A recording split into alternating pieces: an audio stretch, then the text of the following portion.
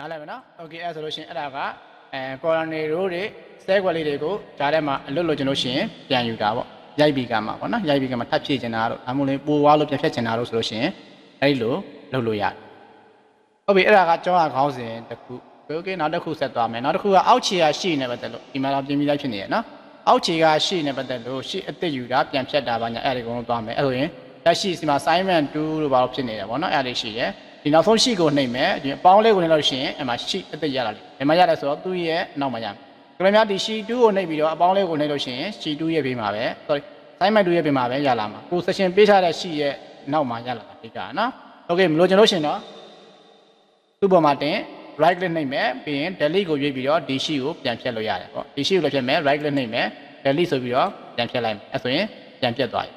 ဟုတ်ကဲ့နော်အဲ့ဒါကရှိအစ်စ်ယူတာမလို့ကျွန်လို့ရှိရင်ပြန်ဖြတ်တယ်โอเคနောက်တစ်ခုကဒီလက်ရှိဒီ January ဆိုတဲ့ရှိကသလုံးဒိုကောက်ဖြစ်နေတယ်အရှိကောပြန်ပြောင်းမယ်အဲ့ဆိုသူ့ပေါ်မှာတင် right click နှိပ်မယ် rename ဆိုတာကိုရွေးလို့ရတယ်နော်အဲ့ဆိုရင်ပြန်ပြင်လို့ရပါပြီဥပမာ JANUARY January ကိုပြောင်းလိုက်မယ်ပြီး under ခောက်ပေါ့နော် under ခောက်လိုက်မှရမှာနော် under မခောက်လို့ရှိရင်ဒီပေါ်ကဟာလေးသုံးလို့ရမှာကျန်တဲ့လုပ်ငန်းဆက်လုပ်လို့မရအောင်နော်အဲ့ဆိုနာမည်ပြောင်းမှုတိုင်းတစ်ခါတည်း under ခောက်လိုက်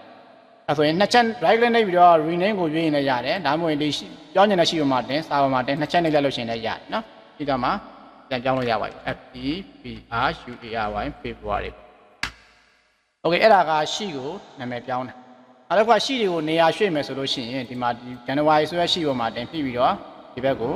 ရွှေ့လိုက်မယ် February ဆိုတဲ့စာပေါ်မှာတင်ပြပြီးတော့ဒီရှိကိုရွှေ့လိုက်မယ်တွေ့ကံမရောက်လို့ကြည့်နော်တွေ့ကံမရောက်လို့ဒီကြားထဲမရောက်နေဆိုရင်ရပြီပြလိုက်တော့အဲ့ဆိုရင်ဒါကရှိကိုနေရာရွှေ့ခုနကပြန်ဖြတ်တာတော့နေရာရွှေ့တာတော့ဟုတ်ပြီနော်ပြီးအသက်ယူတာတွေပါသွားပြီ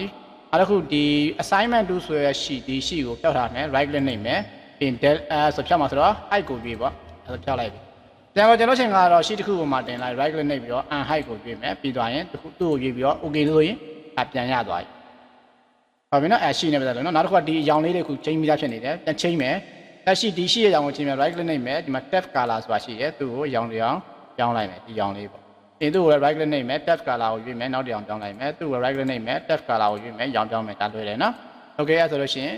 ရှိနေပတ်သက်လို့တော်ဆုံးနေပြီပေါ့နော်အသေးယူတာပြန်ဖြတ်တာနာမည်ပြောင်းတာနေရာရွှေ့တာဖြောက်တာပြန်ခေါ်တာအဲ့ဒီအကုန်လုံးပါသွားပြီပြီးရင်သူ့ရဲ့ရောင်တွေပါသွားပြီနောက်တစ်ခုကဒီမှာ January မှာ